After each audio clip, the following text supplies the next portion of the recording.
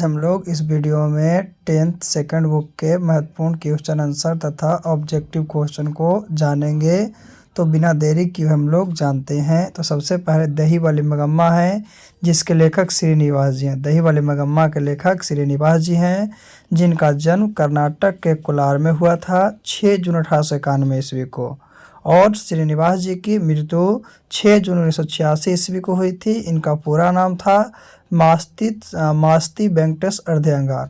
यह कन्नड़ साहित्य के प्रतिष्ठित रचनाकारों में से एक है। यानी कि जो दही वाली मगम्मा है वो कन्नड़ भाषा से लिया गया है, जिसका हिंदी अनुवादक B.R. नारायण है। और इसका हिंदी अनुवादक जो है आपका B.R. नारायण जी हैं। पाठ परिचय की बात करते हैं तो प्रस्तुत कहानी दही वाली मगम्मा भावना प्रधान कहानी है। इसमें 2 पीढ़ियों की भावनाओं को लेखक ने बड़े ही स्वाभाविक ढंग से प्रस्तुत किया है। और कहानी एक दही बेचने वाली की है जो परिवार में सब पर अपनी धाक जमाना चाहती है, पर बहू जो है अपने अधिकार का त्याग करना अपना अपमान समझती है। तो कहानी जो है, कहानी का आरंभ दही वाली मगम्मा के दही बेचने से होता है ना। तो ये दही वाली मगम्मा का आपका था। दूसरा है ढहते विश्वास। तो ढहते विश्वास के लेखक सात कौड़ी हैं। ढहते विश्वास जो है उसके लेखक आपका सात कौड़ी जी हैं, जिनका जन्म उड़ीसा के मयूरभंज स्थान में हुआ है। जो सात कौड़ी होता जी हैं जिनका जन्म आपका कहाँ, उड़ीसा के मयूरभंज स्थान में 1929 ईस्वी में हुई है। और इनके हिंदी अनुवादक राजेंद्र प्रसाद मिश्र हैं। यानी ढहते विश्वास कहानी जो है उड़िया भाषा से लिया गया कहानी है, जिसके हिंदी में यानी कि उड़िया भाषा से हिंदी भाषा में कन्वर्ट करने वाले, बदलने वाले व्यक्ति का नाम है राजेंद्र प्रसाद मिश्र। क्या नाम है? राजेंद्र प्रसाद मिश्र। चलिए हम लोग आगे चलते हैं। यह उड़िया साहित्य के प्रमुख कलाकार हैं। शिक्षा समाप्ति के बाद इन्होंने सर्वप्रथम भुवनेश्वर में भारतीय रेल यातायात सेवा के अंतर्गत रेल समन्वय आयुक्त के पद पर भी नियुक्त हुए हैं, जो आपका साउथ कड़ी होता है जी। इसके बाद उड़ीसा सरकार के वाणिज्य एवं यातायात विभाग में वो विशेष सचिव तथा उड़ीसा राज्य परिवहन निगम के अध्यक्ष पद को भी सुशोभित है। ये आपका सात कौड़ी होता जी का आपका ब्यौरा है।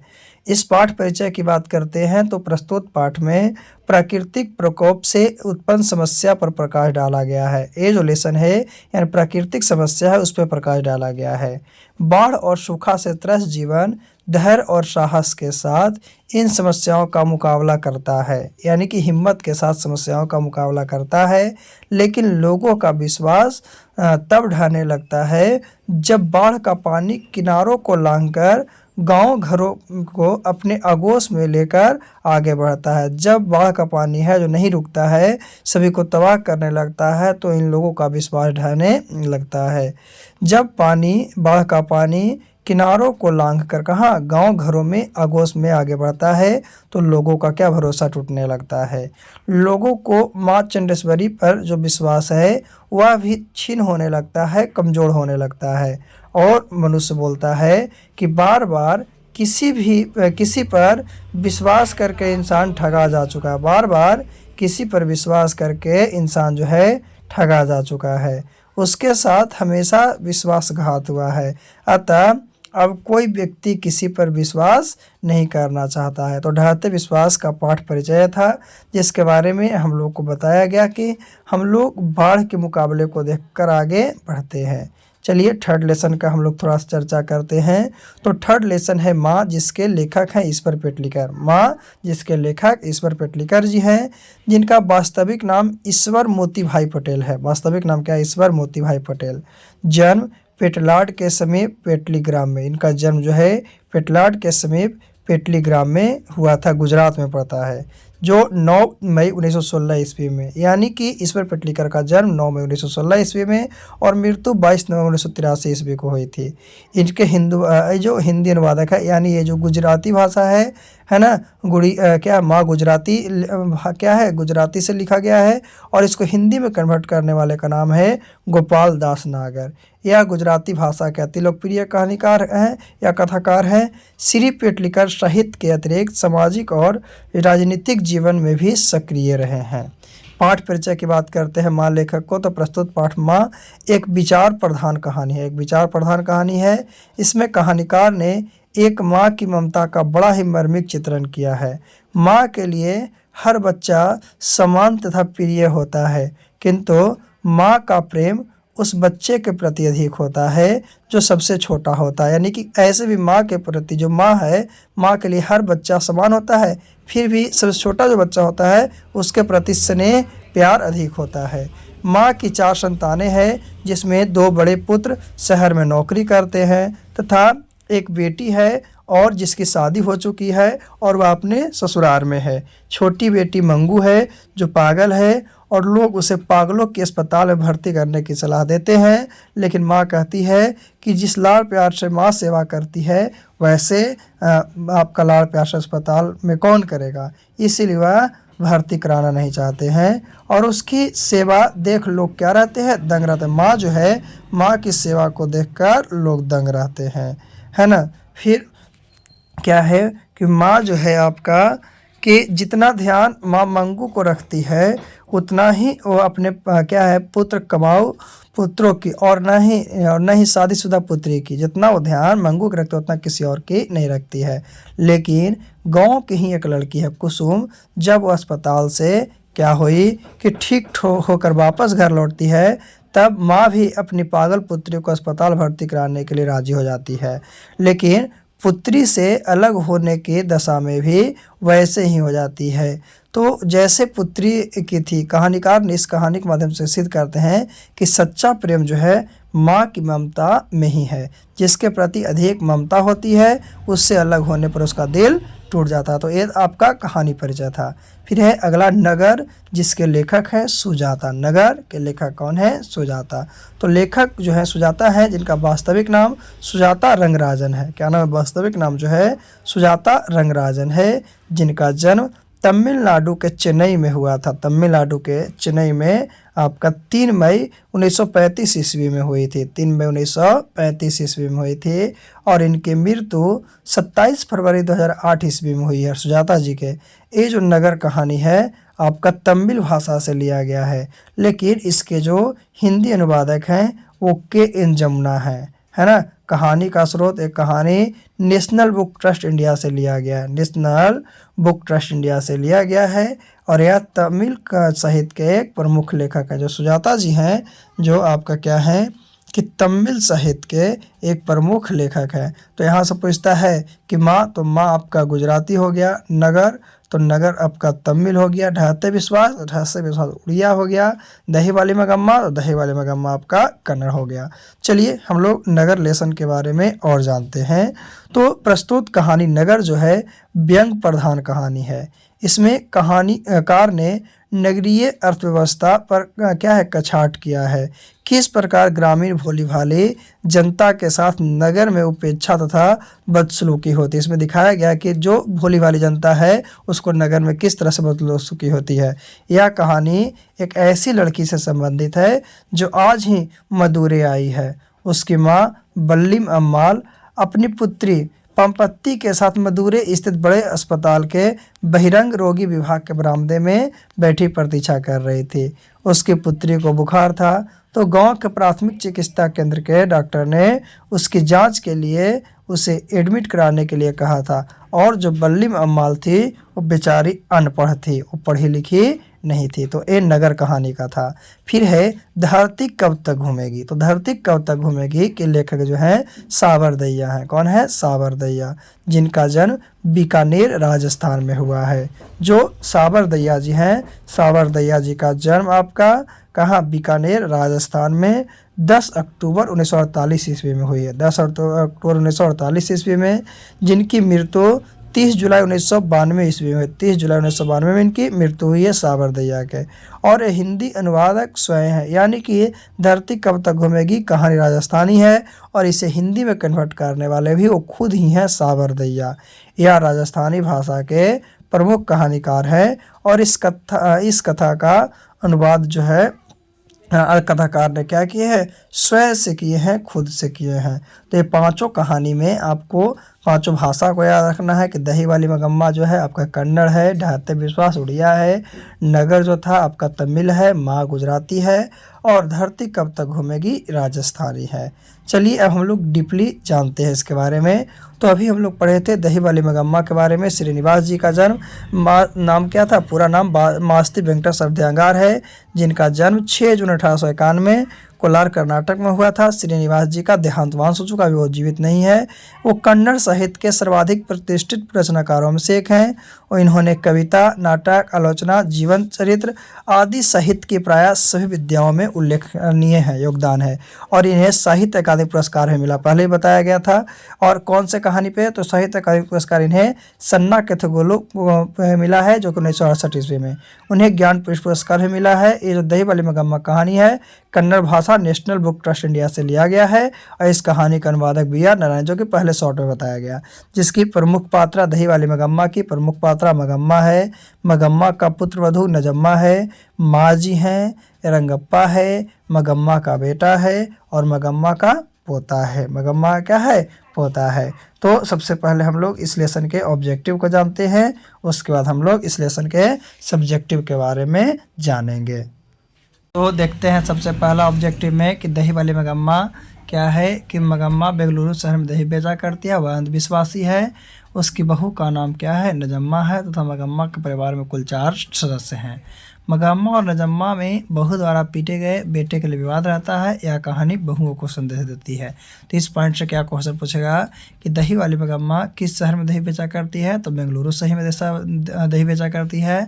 वह क्या है, तो वह एक अंधविश्वासी है और उसकी बहू का नाम क्या है, तो उसकी बहू का नाम नजम्मा है। फिर मगम्मा के परिवार में कुल कितने सदस्य हैं, तो मगम्मा के परिवार में कुल 4 सदस्य हैं, है ना।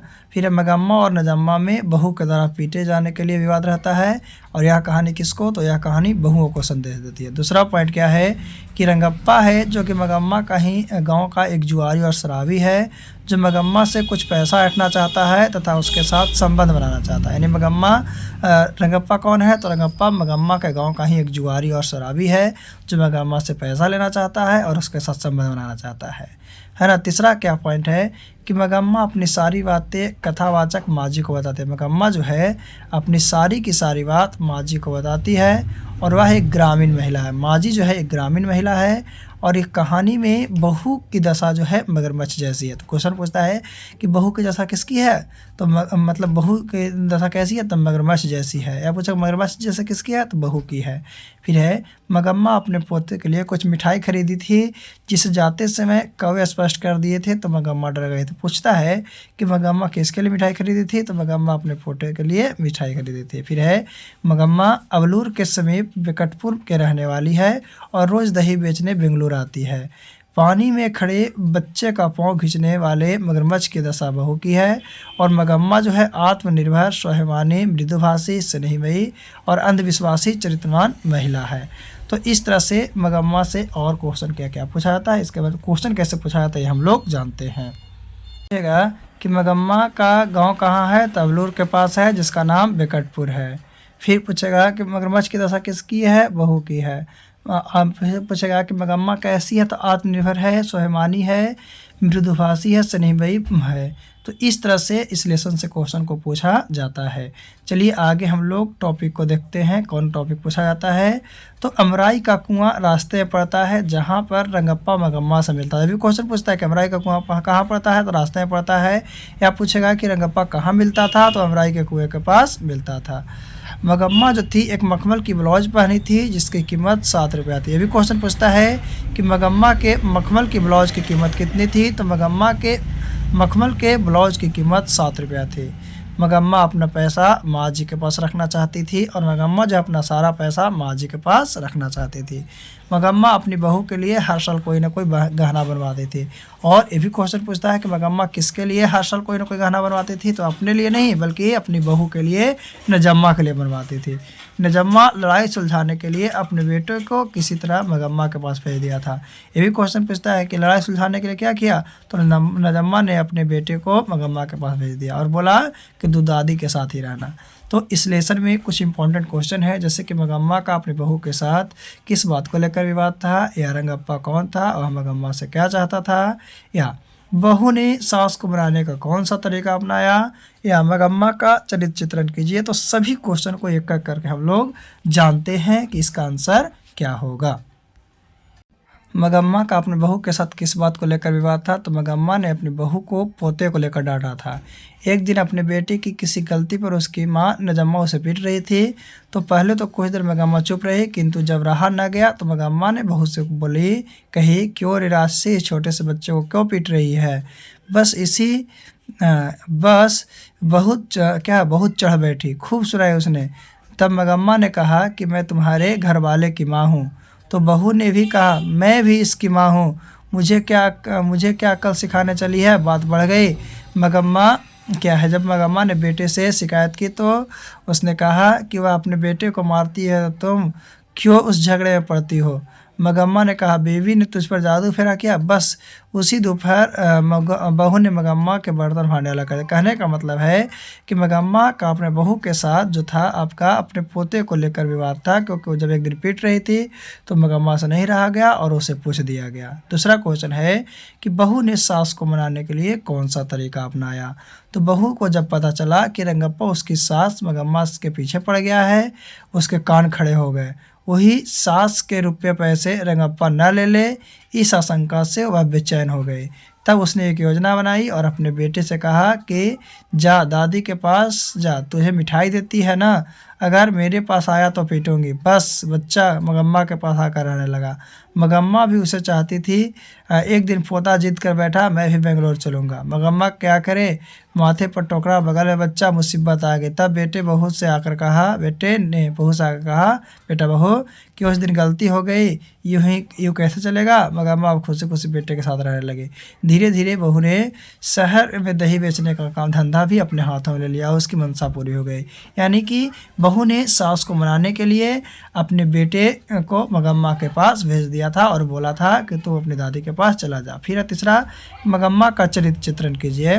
तो मगम्मा प्रस्तुत कहानी का प्रमुख केंद्रीय चरित्र है। कहानी का कथा वस्तु इसके इर्द गिर्द ही घूमती रहती है। पति से विरक्त रहने वाले मगम्मा शायद कभी ऐसी नहीं सोची होगी कि उसका बेटा पत्नी के दबाव में आकर उसे छोड़ सकता है। पत्नी का श्रृंगार पति है। मगम्मा और उसकी बहू इस तथ्य को भली भांति समझती है। मगम्मा दही बेचकर अपना जीवन यापन करती है। दही लेकर वह अपने गांव से शहर जाती है और उसे बेचकर जो आमदनी होती है उसी में वह कुछ संचय करती है। वह जानती है कि पैसा ही उसका अपना जमा पूंजी होती है। वह भोली भाली और सच्चा हृदय वाली नारी है। अपने पोते के प्रति उसका अधिक झुकाव होता है और रंगप्पा द्वारा बार बार उसका पीछा करने पर भी अपने कर्मपथ से विचलित नहीं होती है। मगम्मा संपूर्ण भारतीय नारीत्व का प्रतिनिधित्व करती है। तो ये था मगम्मा का चरित्र चित्रण। फिर है रंगप्पा कौन था और मगम्मा से क्या चाहता था। तो रंगप्पा जो है मगम्मा का गाँव का ही एक लड़का था जो जुआरी एवं शराबी था। मगम्मा जो रंगप्पा है मगम्मा से पैसा ऐंठना चाहता था तथा उसके साथ घर बसाना चाहता था, अर्थात संबंध बनाना चाहता था। दरअसल बात थी कि जो रंगप्पा था लालची और लंपट दोनों ही था। तो इस तरह से दही वाले मगम्मा का लेसन जो था हम लोगों को ऑब्जेक्टिव प्लस सब्जेक्टिव सभी के साथ क्लियर हो चुका है। चलिए अब हम लोग बिना देरी किए हुए दूसरे लेसन की ओर बढ़ते हैं। तो दूसरा लेसन क्या है और क्या नहीं है उसके बारे में जानते हैं। ढहते विश्वास। पहले बताया गया कि ढहते विश्वास के लेखक सात कौड़ी होता जी हैं।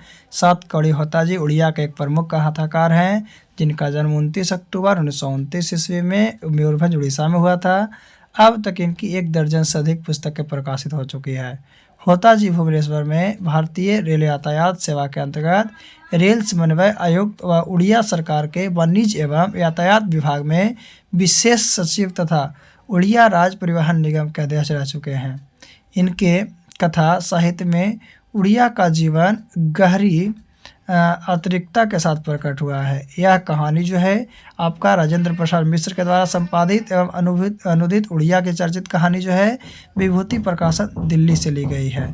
इसके प्रमुख पात्रा लक्ष्मी है, लक्ष्मी का पति लक्ष्मण है, लक्ष्मी का पुत्र अच्युत है, पड़ोस का लड़का गुणनिधि है, गुणनिधि का दोस्त चंद्रा, शंकरा और मंकरा है।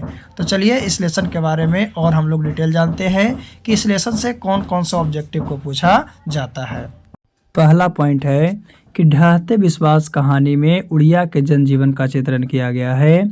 इसका प्रमुख पात्र लक्ष्मी है। लक्ष्मी एक दीन महिला है। इसके पास 1 बीघा ज़मीन भी है जिस पर यह खेती करती है। इसके बड़े बेटे का नाम अच्युत है। लक्ष्मी के कुल 4 संतान हैं जिसमें 2 लड़के एवं 2 लड़कियां हैं। तो क्वेश्चन पूछता है कि ढहते विश्वास कहानी में किसका चित्रण किया गया है? तो उड़िया के जनजीवन का चित्रण किया गया है। या पूछा ढहते विश्वास के प्रमुख पात्रा कौन है? तो लक्ष्मी है। लक्ष्मी कैसी महिला है? दिन महिला है। पूछा लक्ष्मी के पास पूर्वजों का कितना खेत था? तो 1 बीघा खेत था, है ना। लक्ष्मी के बड़े लड़के का नाम क्या था? अच्युत था। लक्ष्मी के कुल कितने संतान? तो कुल 4 संतान है जिसमें 2 लड़के हैं एवं 2 लड़कियां हैं। फिर है दूसरा पॉइंट, फिर लक्ष्मण जो है कलकत्ता में नौकरी करता है किंतु उसकी कमाई से परिवार का भरण पोषण नहीं हो पाता है। इसीलिए उसकी पत्नी लक्ष्मी तहसीलदार साहब के घर में छिटपुट काम करके अपने कमी को पूरा करते हैं। ये भी क्वेश्चन पूछता है कि लक्ष्मण कौन है? तो लक्ष्मण जो है लक्ष्मी की पति है ना, जो कहाँ रहता है? तो कलकत्ता में रहता है। और उसकी कमाई से जब भरण पोषण नहीं हो पाता तो लक्ष्मी क्या करती है? तो एक तहसीलदार के यहाँ छिटपुट काम करके अपने जीवन को यापन करती है। तीसरा पॉइंट क्या है कि ढहते विश्वास कहानी में महानंदा नदी के दिलई बांध के टूटने से भयंकर बाढ़ आती है तो लोग हाँफते हुए टीले की ओर दौड़ने लगते हैं। कुछ लोग दिलई बांध को मजबूत करने का प्रयास करते हैं। भयंकर बाढ़ में तूफान आने के बाद यह साबित होती है कि विपत्ति अकेले नहीं आती है, क्योंकि पहले सुखाड़ फिर तूफान उसके बाद बाढ़ आ गया था। यानी पूछता है कि ढहते विश्वास कहानी किस नदी के बारे में बताया गया? तो महानदी के दिलई बांध के बारे में बताया गया है। और जब बांध आता है तो लोग कहाँ जाते हैं? तो हाँफते हुए टीले के पास जाते हैं और कुछ लोग जो है दिलई बांध को मजबूत करने का प्रयास करते हैं।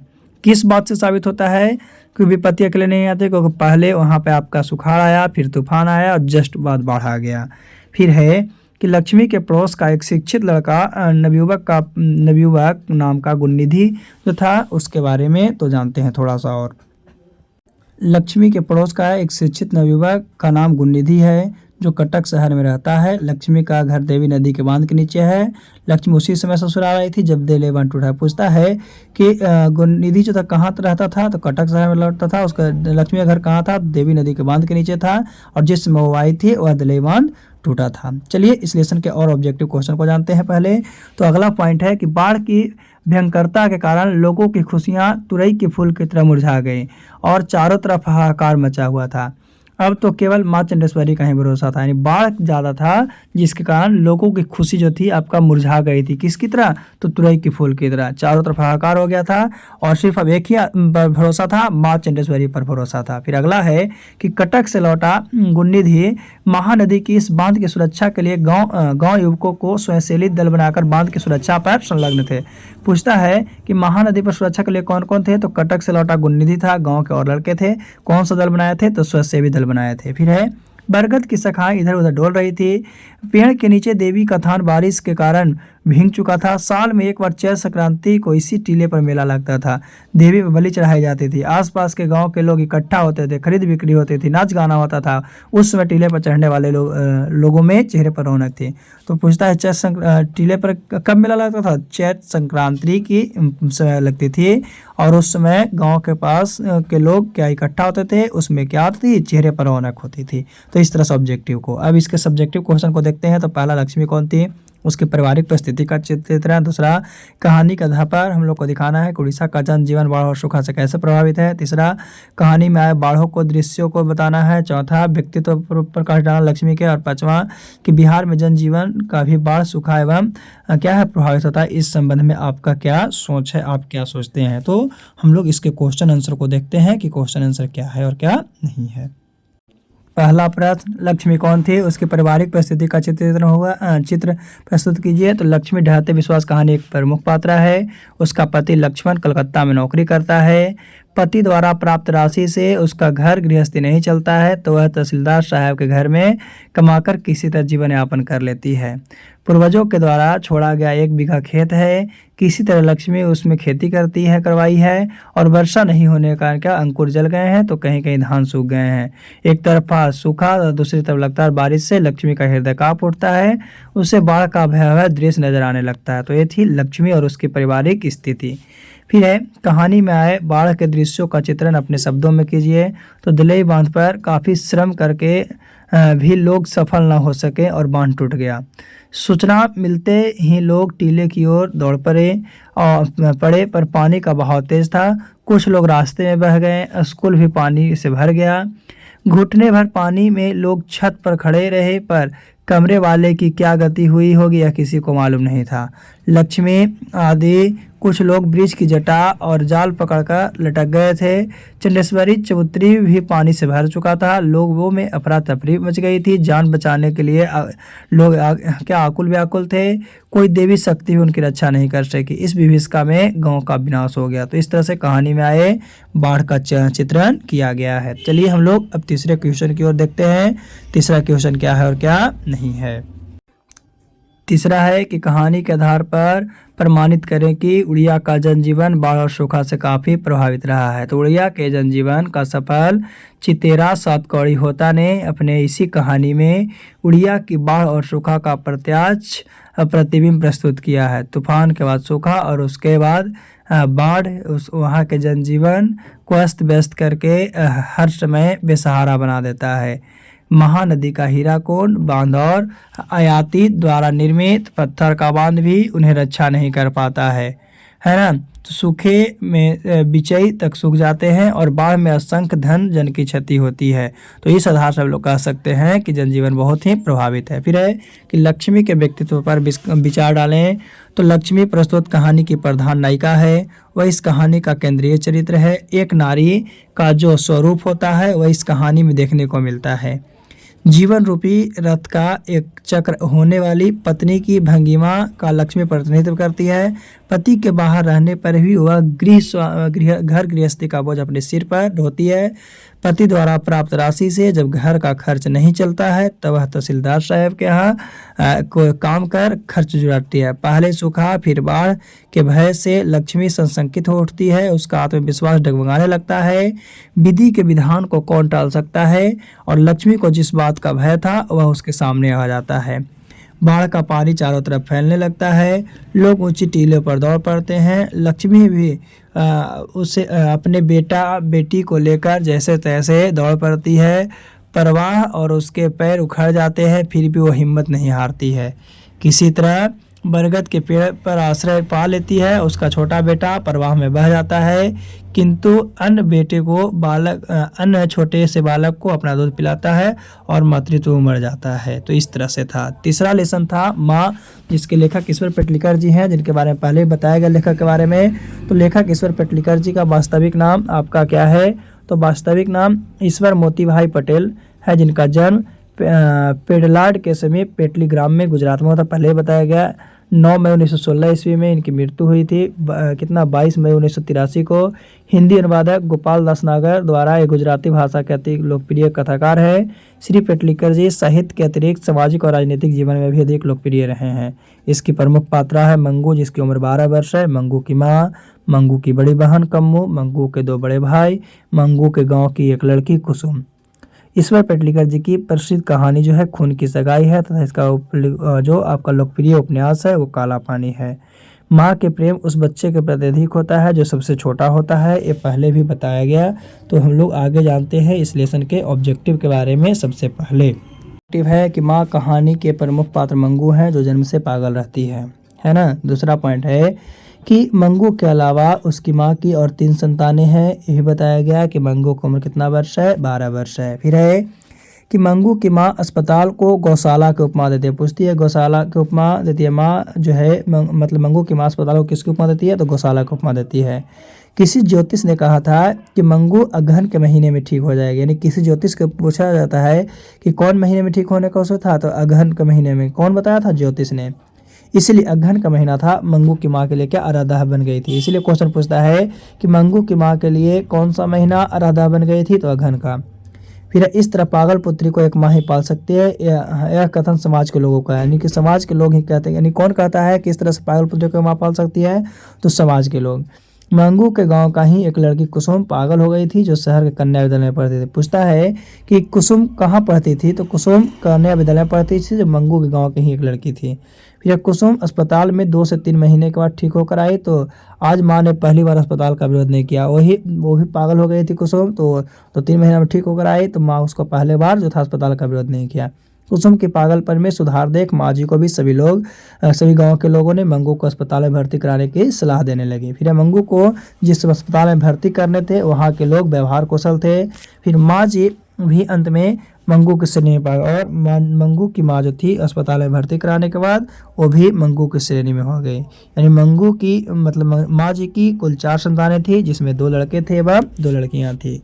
इस तरह से इस लेसन का ऑब्जेक्टिव था, है ना। चलिए अब हम लोग आगे चलते हैं, आगे क्या है और क्या नहीं है उसके बारे में। इस लेसन में आपका क्या है कि कुछ इंपॉर्टेंट क्वेश्चन है, जिसमें है कि माँ के प्रति मंगू के प्रति माँ और उसके परिवार के अन्य सदस्यों के व्यवहार में क्या फ़र्क है, उसको अपने शब्दों में लिखना है।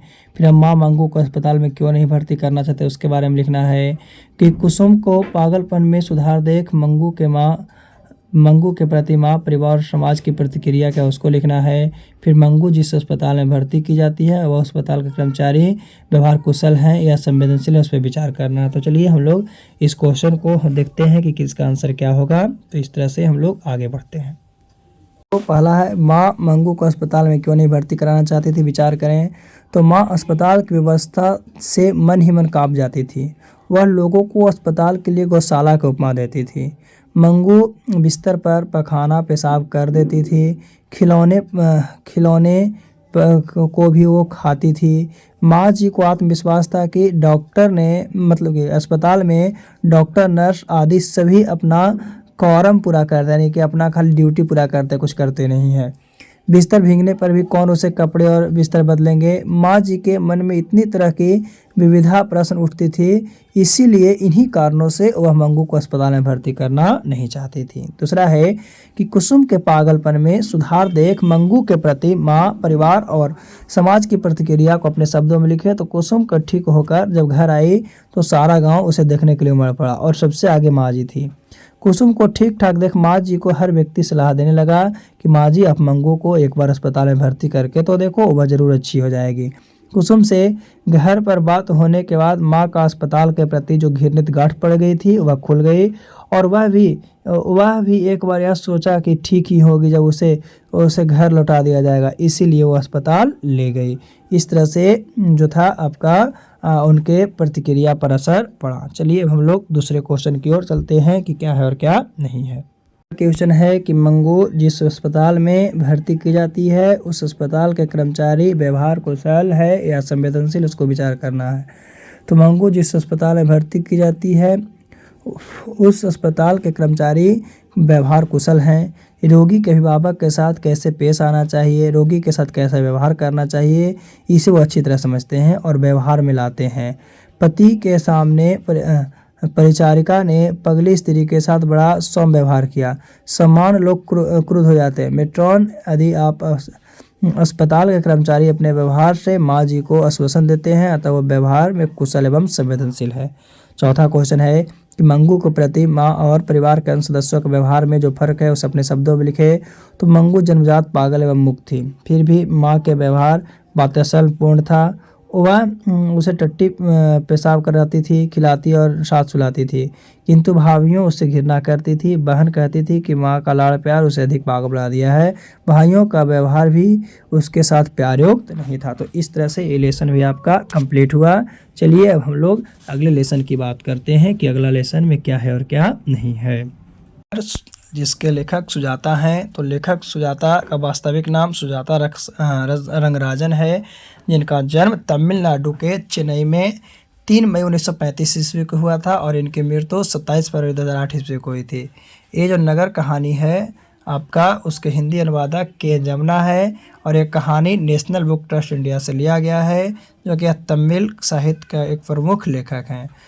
प्रमुख पात्रा पंपत्ति की माँ बल्ली मम्माल और बड़ी डॉक्टर साहब धनसरेखन जी। तो सबसे पहले नगर का ऑब्जेक्टिव के बारे में जान जाते हैं, उसके बाद धरती कब तक घूमेगी के बारे में जानेंगे। ऐसे दोनों के क्वेश्चन आंसर को एक बार हम लोग जान लेंगे। तो सबसे पहले नगर कहानी के ऑब्जेक्टिव क्वेश्चन को देखते हैं। पहला पॉइंट है कि नगर कहानी में नगरीय व्यवस्था का चित्रण किया गया है। एक रोगी जो इलाज के लिए गांव से नगर आता है। इस कहानी में एक रोगी है जो कि गांव से नगर की ओर आता है। मदुरै के एक बड़े अस्पताल में बल्ली मम्माल अपनी लड़की पंपत्ति के साथ बहिरंग विभाग के बरामदे में बैठी प्रतीक्षा कर रही है। और मदुरै के एक बड़े अस्पताल है जिसमें बल्ली मम्माल अपनी लड़की पंपत्ति के साथ बहिरंग में प्रतीक्षा कर रही है। बल्ली मम्माल एक अनपढ़ महिला थी जो पढ़ना लिखना नहीं जानती थी। बल्ली मम्माल कैसी थी? एक अनपढ़ महिला थी जो पढ़ना लिखना नहीं जानती थी। बल्लीम अमाल की पुत्री का नाम पंपति है, जिसकी उम्र 12 वर्ष है। पहले दिन उसे बुखार था। पूछता है कि पंपति को पहले दिन क्या था, तो पंपति को पहले दिन बुखार था और वह तेज बुखार के कारण क्या थी, बेहोश सी पड़ी थी। तो यह बल्लीम अमाल कहाँ से आई थी, तो मुंडा डिप्टी से आई थी, जिसकी लड़की को मेनिंजाइटिस रोग हो गया था। उस लड़की को कौन सा रोग था रियल में, तो मेनिंजाइटिस रोग था। फिर अब बड़े डॉक्टर ने पंपति को तुरंत हॉस्पिटल में भरने की सलाह दी। बड़े डॉक्टर ने पंपति को क्या कहा कि इस लड़की को तुरंत हॉस्पिटल में सलाह की जाए। फिर है आम्रराज ने चीट देते हुए बल्ली मेवाल को 48 नंबर कमरे में जाने के लिए कहा। बल्ली मेवाल जो थे उसको बोले 48 नंबर कमरे में चली जाओ। बल्ली मेवाल का सिर अस्पताल में भूख और विशेष गंध के कारण चकराया। ये भी क्वेश्चन पूछता है किसके कारण उसका सर चकराने लगा, तो विशेष गंध और भूख के कारण। कर्मचारियों द्वारा सुबह कितना बजे आने के लिए, तो सुबह 7:30 बजे आने के लिए बल्ली मेवाल को बोला गया कि आप सुबह 7:30 बजे आइएगा। फिर है कांडवेल के तुलनात्मक व्याकरण में लिखा गया है कि मदुरै पंडित लोगों की राजधानी थी। भी पूछता है कि कहाँ लिखा गया है कि मदुरै के पंडित लोगों की राजधानी थी, तो इसका आंसर हो जाएगा कि जो आपका क्या है, कौन तुलनात्मक व्याकरण में लिखा गया है, कांडवेल के तुलनात्मक व्याकरण में ऐसा लिखा गया है। तो चलिए आगे हम लोग जानते हैं। अब फिर है कि अम्रराज ने मन्नत बल्ली मेवाल जो था और मन्नत मांगे कि यदि पंपति ठीक हो जाएगी तो वैद्यशरण जी के मंदिर जाऊंगा और दोनों हाथ से रजकरी भरकर भगवान को भेंट। इस तरह से इसका ऑब्जेक्टिव था। इसका क्या है, क्वेश्चन क्या है और इम्पोर्टेंट, तो लेखक ने कहानी का शीर्षक नगर क्यों रखा, इसकी सार्थकता स्पष्ट करनी है। फिर पंपति कौन थी, वह शहर क्यों ला गई थी, इसके बारे में बताना है। कि बड़े डॉक्टर के आदेश पर के बावजूद पंपति अस्पताल में क्यों नहीं भर्ती हो पाती है, और बल्ली मेवाल का चरित्र चित्रण कीजिए। तो इसके एक सब क्वेश्चन को आंसर हम लोग लास्ट लेसन जो है आपका धरती कब तक घूमेगी की ऑब्जेक्टिव और उसके बारे में जानने के बाद दोनों को साथ में कर लेंगे। चलिए तो चलते हैं सबसे पहले धरती कब तक घूमेगी की। तो धरती कब तक घूमेगी के लेखक सावर दहिया जी हैं, जिनका जन्म आपका प्रस्तुति राजस्थान में हुआ है, और कितना तारीख को, 10 अक्टूबर 1948 ईस्वी को। इनकी मृत्यु 30 जुलाई 1992 ईस्वी को हिंदी मतलब 30 जुलाई 1992 को हुई थी। हिंदी अनुवाद स्वयं से किया, राजस्थानी भाषा के एक प्रमुख कथाकार हैं और इस कथा का अनुवाद कथाकार ने खुद से किए हैं।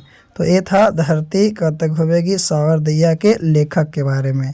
चलिए आगे हम लोग चलते हैं इसके बारे में क्या है और क्या नहीं है। तो सबसे पहले इसको ऑब्जेक्टिव के बारे में जानते हैं। तो पहला है कि धरती कब तक घूमेगी, कहानी जो है माई माई रोटी दे खेल से मिलती जुलती है। दूसरा पॉइंट है कि धरती कब तक घूमेगी, कहानी की प्रमुख पात्र सीता है। सीता के 3 बेटे हैं, बड़े बेटे का नाम कैलाश है, मझले बेटे का नाम नारायण है तथा छोटे बेटे का नाम बिरजू है। कैलाश की पत्नी का नाम राधा है, नारायण की पत्नी का नाम भवरी है, बिरजू की पत्नी का नाम पुष्पा है। सीता के तीनों बेटों ने फैसला किया था कि माँ को 1-1 महीना साथ रखेंगे। फिर बाद में तीनों बेटों ने यह फैसला लिया कि माँ को 50 रुपये प्रति माह देंगे। इस सीता की स्थिति जो थी माई माई रोटी दे खेल से मिलती जुलती है। सीता अपने काले ओढ़ने को देखकर रुहासी होती है और उसे धरती और आकाश के बीच घुटन महसूस होता है। सीता की स्थिति जो है आपका अर्ध विक्षेपी हो गई है और उसकी स्थिति भिखारी जैसी हो गई है। सीता की महीना की पारी बदलते बदलते 5 साल बीत गए थे, उसमें कई दफे झगड़े हुए थे। फिर सीता के हिस्से बिरजू के हिस्से में थे, तब नारायण की पत्नी भवरी ने लड़के के जन्मदिन पर कटोरी में रसमलाई हुई थी। यहाँ से क्वेश्चन पूछेगा, कैलाश की पत्नी का नाम राधा, नारायण की पत्नी का नाम भवरी, बिरजू की पत्नी का नाम पुष्पा, सबसे बड़े बेटे का नाम कैलाश, सबसे छोटे बेटे का नाम बिरजू, मझले बेटे का नाम नारायण। यह कहानी किस खेल से मिलती है, माई माई रोटी दे से। एक सबसे पहले क्या फैसला लिया गया था कि 1-1 महीना माँ को साथ रखेंगे। फिर बाद में क्या फैसला लिया कि 50-50 रुपये माँ को देंगे। सीता की स्थिति कैसी थी, भिखारिन सी थी। उसकी यह सिलसिला कितने दिन तक चला, 5 सालों तक चला। तो इस तरह से इस लेसन से ऑब्जेक्टिव क्वेश्चन को पूछा जाता है। तो आगे हम लोग चलते हैं इस लेसन के बारे में। जान चुके हैं कि इस लेसन से किस तरह से ऑब्जेक्टिव क्वेश्चन को पूछा जाता है। आगे हम लोग जानते हैं इसके बारे में कि क्या है और न कि इसकी लेसन का महत्वपूर्ण क्वेश्चन क्या है, इसके बारे में सबसे पहले हम लोग जानते हैं और उसके बाद उस क्वेश्चन आंसर को भी हम लोग जानेंगे कि क्या है और क्या नहीं है। तो देखते हैं कि इस लेसन का इम्पोर्टेंट क्वेश्चन क्या है। तो सबसे पहला क्वेश्चन है कि सीता अपने ही घर में क्यों घुटन महसूस करती है। दूसरा, सीता का चरित्र चित्रण करें। तीसरा, कहानी के शीर्षक पर सार्थकता स्पष्ट करें। तो इस तीनों क्वेश्चन को हम लोग जानते हैं और इससे पहले वाले लेसन जो था आपका, उस लेसन के क्वेश्चन नगर लेसन के क्वेश्चन को भी जानेंगे। तो बिना समय नष्ट किए हुए हम लोग इस लेसन के क्वेश्चन आंसर को जानते हैं। पहला क्वेश्चन है कि बल्ली मेमाल का चरित्र चित्रण कीजिए। तो बल्ली मेमाल इस कहानी के प्रमुख पात्र है। यह पूर्ण अशिक्षित और वातावरण से अपरिचित है। देहाती वातावरण में रहने के कारण मुखर भी नहीं थी, यानी कि वो ज़्यादा मतलब कि दिमाग वाला भी नहीं थी। वह पुराने देहात की पुराने रीति रिवाज में पली नारी है। उसे अस्पताल की दौड़ और दवाओं का गंध भी असह्य लगता है। उसे गांव के अधकचरे झोले छाप वैद्य, डॉक्टर, ओझा और देवी देवताओं पर विश्वास था। वह शहरी वातावरण से अनभिज्ञ, अशिक्षित और डरपोक प्राचीन भारतीय नारी है। दूसरा क्वेश्चन है, बड़े डॉक्टर के आदेश पर बावजूद भी पंपति अस्पताल में भर्ती क्यों नहीं हो पाती है। तो बड़े डॉक्टर ने पंपति का रोग देखा, उसका परीक्षण करके एक्यूज केस ऑफ मेनिंजाइटिस कहा था, है ना। रुग्ना की माँ अशिक्षित थी, जो उसकी माँ थी जो अशिक्षित थी। वह न तो अस्पताल की प्रक्रिया जानती थी, न उससे किसी से कुछ पूछने की हिम्मत थी। अस्पताल में घूसखोरी और पैरवी का वातावरण व्यापक थी। बल्ली मेमाल का दिन भर का समय इधर उधर दौड़ने में बीत गया और हाहाकार वह गांव लौट गए। यही कारण है कि बड़े डॉक्टर के आदेश पर भी वह पंपति को अस्पताल में भर्ती न करा सके। चलिए तीसरे क्वेश्चन को देखते हैं। तीसरा क्वेश्चन क्या है और क्या नहीं है। तीसरा है, पंपति कौन थी, वह शहर क्यों लाई गई थी। तो पंपति बल्ली मेमाल की पुत्री थी और गांव के प्राइमरी हेल्थ सेंटर के डॉक्टर के कथनानुसार मदुरै शहर के बड़े अस्पताल के चिकित्सा में बुलाई गई थी। चौथा क्वेश्चन है, सीता अपने घर में क्यों घुटन महसूस करती है। तो सीता विधवा होने के बाद बेटों और बहुओं से उपेक्षित हो गई है। बात बात पर उसे मात्र 2 रोटियों के लिए ताने सुनने पड़ते हैं। इससे वह सर्वदा अपमानित महसूस करती है।